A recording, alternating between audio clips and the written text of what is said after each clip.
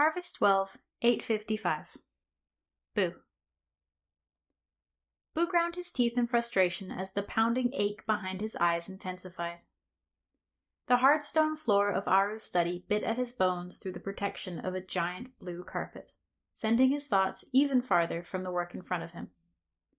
With a grunt of frustration, he wrenched his focus back to the pages of his textbook. He had made it, through great effort, to page 4.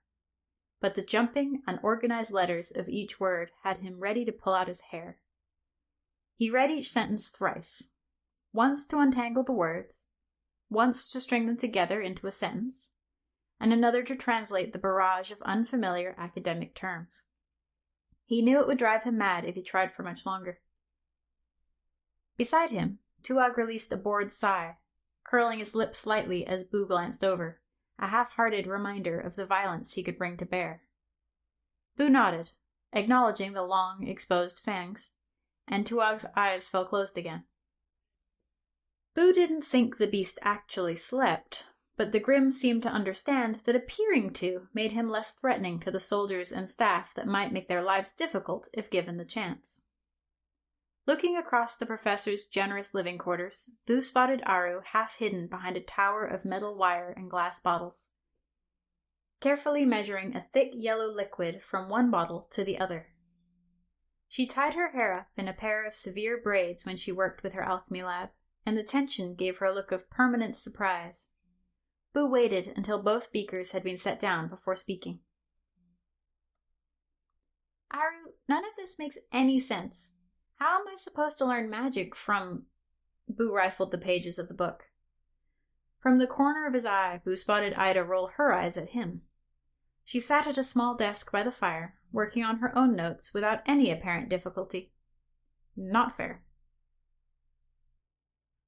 It's not about learning to do magic, it's about getting a better understanding of it.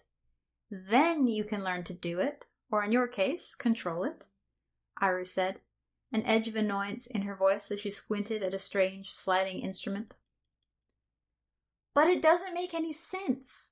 I don't even understand what I'm supposed to understand. There's a hocus, which is 1/10 of a thom, and a thom is the magic required to boil a pot of water, but how am I supposed to find how many hocuses it takes to make the illusion of a butterfly?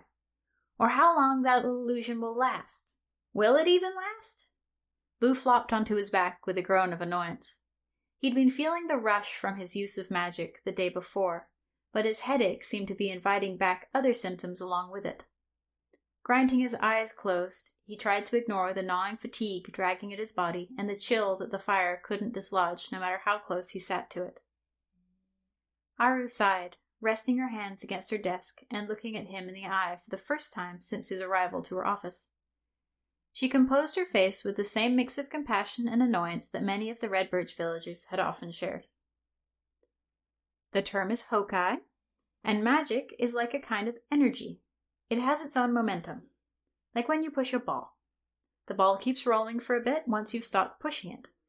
All the math and numbers are there to help you know exactly how hard to push the ball in order for it to get where it needs to go without using any more energy than you have to.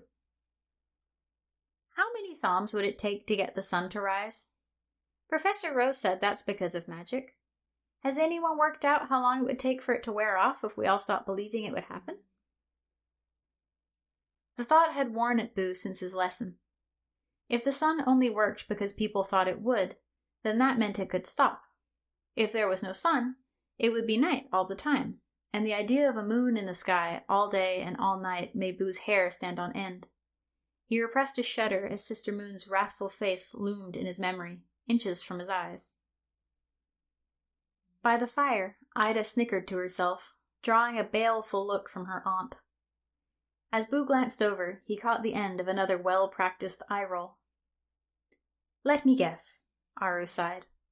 Once again, the esteemed prodigy thinks she knows better than the 50 years of magical precedent. Ida shrugged, smirking. Well, if they weren't wrong all the time. This is why none of your other teachers like you. Arrogance is not a flattering trait on anyone, least of all a child. Ida stretched, a grin blossoming across her face. They don't like me because I released those illusory squirrels on the artifice lab. Real squirrels? Aru chided. Her voice had iron in it, but a smirk tugged at the corner of her mouth. Boo had been too busy for homesickness since arriving to the university, but watching Ida and Aru banter made his heart ache for his uncle. They didn't always see eye to eye, but Boo would have given anything in that moment to have Uncle Kavir's steady, familiar presence at his side, instead of the temperamental Grimm. Only one of them was real, Ida laughed, and Aru finally cracked into a smile. You almost gave poor Professor Burren a heart attack. He deserved it, smelly old codger. Boo cleared his throat, eager to distract himself from thoughts of home and all things familiar. If the scholars are wrong, what does make the sun rise? He asked. Ida gave her aunt a wink as the older woman shook her head in amusement. When her bright eyes turned back to Boo, Ida's face grew more serious as her thoughts settled into academia. The fire snapped and popped to fill the moment of thoughtful quiet. Finally, she shrugged. How should I know? But it doesn't make sense for it to be magic. Why would everyone everywhere suddenly start believing that a giant ball of fire was going to fly across the sky every day? It makes way more sense if it was here all along. Don't get me wrong, I think it could be affected by a big enough working. But I don't think anyone's ever coordinated one that huge. A whole city of mages would have to believe all in the same thing at the same moment to make anything interesting happen on that scale. Ida waved her arms as she spoke, gesturing to the world beyond the windows to better showcase just how much willpower would be needed to perform magic on a scale of the sun. Tipping too far back in her chair, she flailed to regain her balance, losing the air of scholarship she had been play-acting. If you're so smart, Aru said, shaking her head with a smile, you tutor Boo. I'm already behind on my research thanks to all this military nonsense. Aru's version of helping him study had mostly involved letting him use her space. Ida, on the other hand, might actually help him to understand. If nothing else, she didn't seem chronically distracted.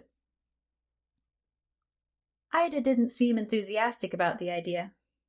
She flopped her head backwards, staring at the wall behind her, and released a dramatic, noisy breath.